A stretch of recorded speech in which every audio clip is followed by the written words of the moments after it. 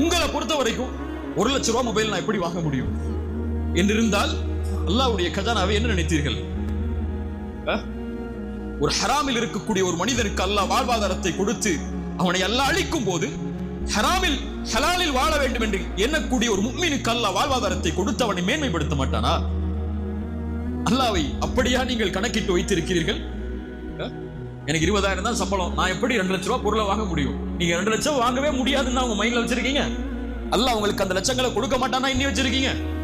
ரசூலுல்லாஹி ஸல்லல்லாஹு அலைஹி வஸல்லம் சொன்னார்கள், மனிதர்கள், ஜின்கள், பறவைகள் என எல்லோரும் அல்லாஹ் படைத்ததில் முதலாவது முதல் இறுதியானவர் வரை எல்லோரும் ஒரு மைதானத்தில் ஒன்று கூடி அல்லாஹ்விடத்தில் அவங்களுடைய தேவைகளை முன்வைத்து எல்லோருடைய தேவைகளை அல்லாஹ் நிறைவேற்றினாலும் ஒரு கடலின் ஊசியை முக்கி நுழைத்தால் அந்த கடலின் நீரில் இருந்து அந்த ஊசி எந்த நீரை குறைத்திருக்குமோ அந்த அளவு கூட அல்லாஹ்வின் கஜானாவில் இருந்து குறைந்திருக்காது.